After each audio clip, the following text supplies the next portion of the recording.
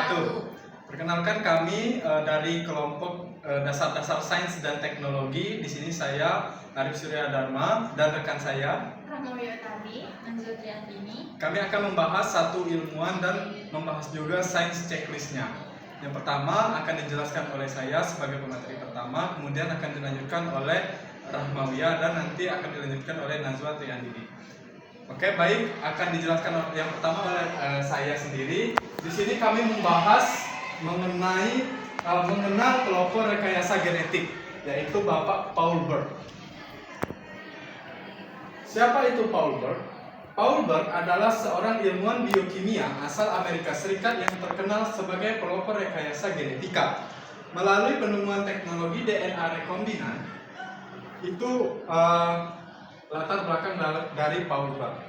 Kemudian biografi singkat dari Paul Berg yaitu nama lengkap Paul Berg, tanggal lahir 30 Juni 1926, wafat pada 15 Februari 2023, berkebangsaan Amerika Serikat, bidang keilmuannya itu biokimia dan genetika molekuler, institusi di Stanford University.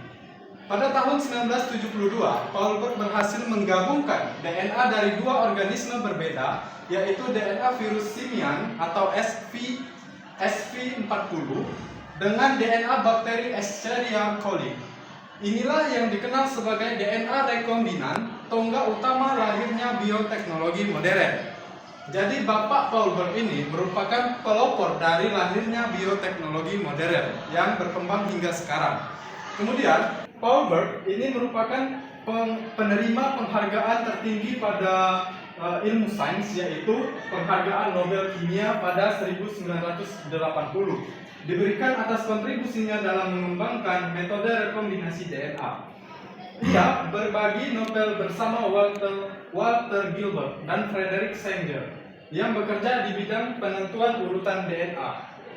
Kenapa dia mendapatkan Nobel Kimia bukan biologi? Karena biologi itu tidak ada bidang Nobelnya. Karena pada saat Nobel itu meninggal, dia hanya menuliskan 5 wasiat dan tidak ada biologi di dalamnya. Kemudian akan dilanjutkan oleh Rahmawiyah, dipersilakan kepada Rahmawiyah. Dampak penemuan Paul Berg. Penemuan Paul Berg mengenai DNA rekombinan 1972 memiliki dampak yang signifikan, terutama dalam bidang bioteknologi dan rekayasa genetika. Ia berhasil menciptakan molekul DNA pertama yang terbuat dari bagian-bagian organisme yang berbeda, membuka jalan bagi industri bioteknologi modern. Kontribusi besar dalam ilmu pengetahuan. 1. Pencetus teknologi DNA rekombinan. Paul Berg berhasil menggunakan DNA dari virus dan bakteri. Teknik ini memungkinkan manipulasi gen secara langsung. Teknologi ini menjadi dasar dari banyak inovasi bioteknologi saat ini. 2. Mendorong perkembangan bioteknologi dan genetika. Penelitian kini bisa memodifikasi gen untuk tujuan medis, pertanian, dan industri. Munculnya bidang baru seperti genetika molekuler, biofarmasi, dan terapi gen. 3. Pemicu diskusi etika dalam ilmu pengetahuan. Penemuan Paul Berg juga mendorong komunitas ilmiah untuk memikirkan dampak etika dari rekayasa genetika. Ia turut menginisiasi konferensi Asilomar 1975. Konferensi ilmiah pertama yang membahas keselamatan dan etika dalam eksperimen genetik. Konferensi ini menjadi tonggak penting dalam pengembangan pedoman etis untuk penelitian bioteknologi di seluruh dunia. Dampak nyata dalam kehidupan manusia. 1. Produksi insulin sintesis. Sebelum teknologi ini, insulin diambil dari pankreas hewan. Kini, berkat teknik Paul Berg, gen menghasilkan insulin.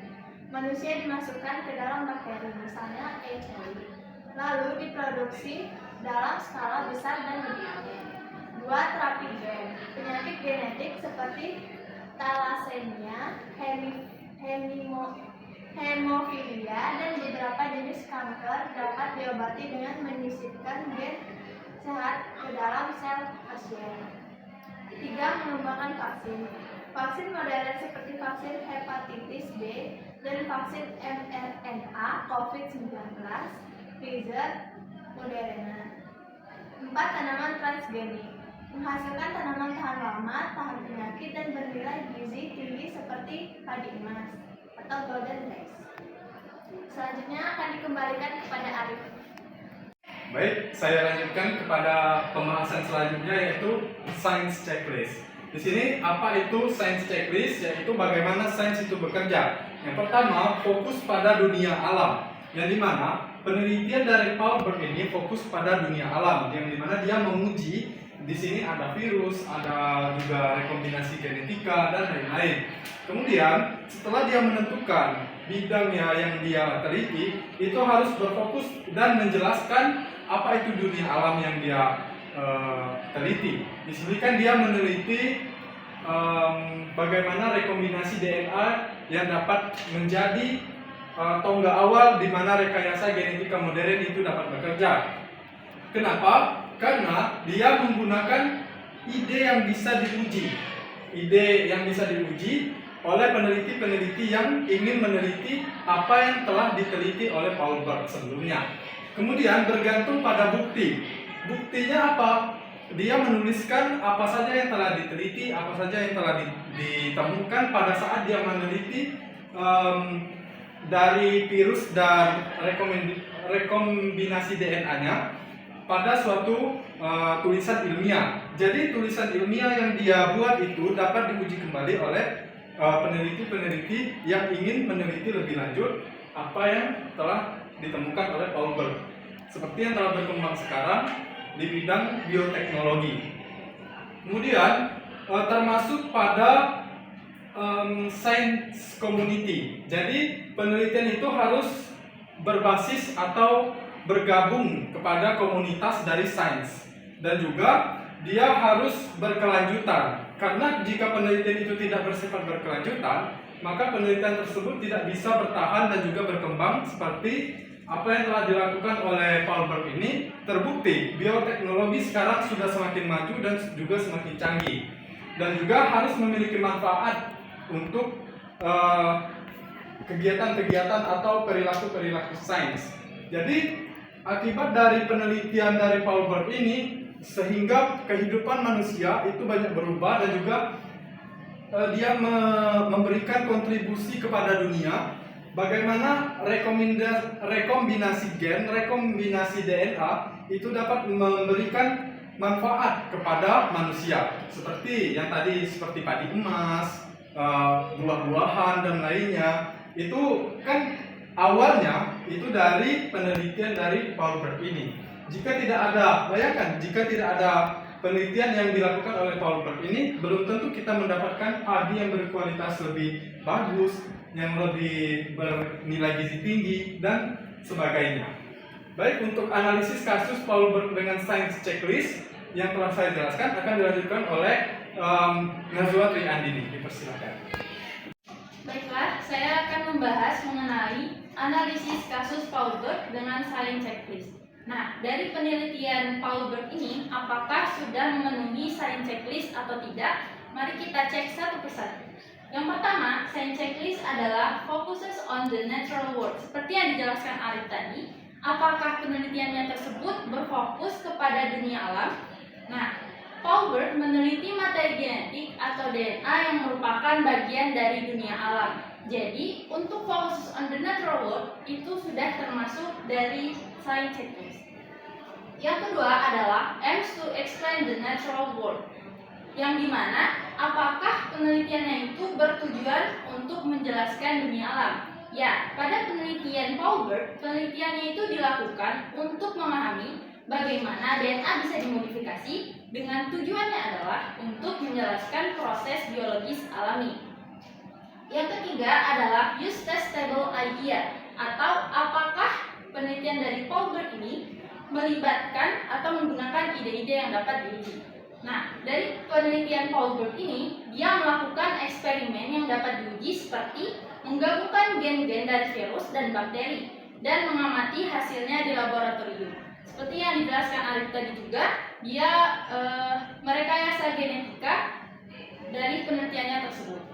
Yang evidence atau bergantung pada bukti. Jadi penelitian dari Paul Berg ini, hasil-hasil dari eksperimennya berdasarkan bukti ilmiah yang nyata dan dapat diuji seperti ekspresi gen atau hasil transformasi genetika yang bisa diobservasi dan diukur. Selanjutnya adalah involves the scientific community. Jadi, involves the scientific community ini dia melibatkan komunitas ilmiah.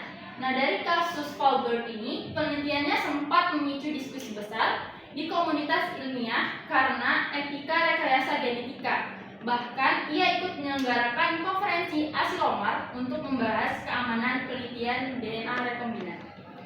Selanjutnya ada leads to ongoing research, yang artinya mengarah pada penelitian yang sedang berlangsung atau berkelanjutan.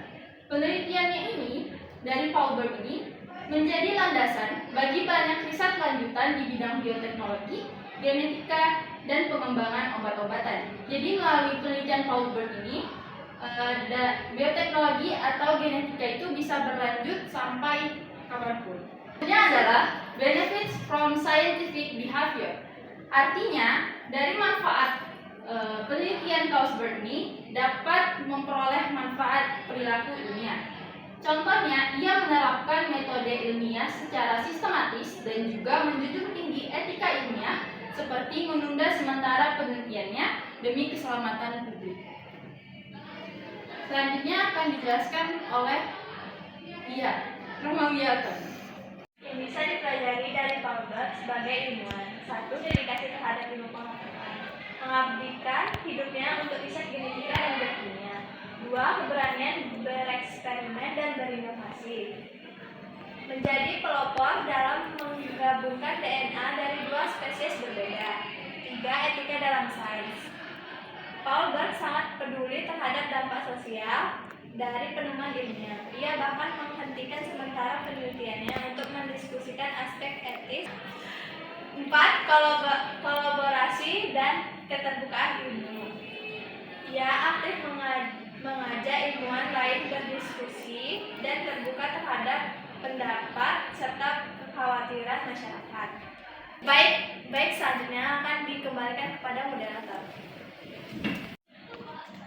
Baiklah, telah selesai sudah pembahasan kami mengenal pelopor rekayasa genetik, yaitu Bapak Paul Berg yang menerima penghargaan Nobel Kimia pada 1980, dan juga penelitian yang dilakukan oleh Paul Berg ini bisa diuji dan juga sesuai dengan science checklist sebagaimana yang telah kami jelaskan. Dan juga berkat Paul Berg kita mengenal apa itu kawin silang, apa itu rekombinasi genetika modern, dan bioteknologi yang sudah berkembang pesat pada saat sekarang, yang diawali oleh penemuan atau penelitian dari Paul Berg ini. Sekian penjelasan dan pemaparan diskusi kami mengenai materi dasar-dasar sains dan teknologi, dan kami ucapkan wassalamualaikum warahmatullahi wabarakatuh.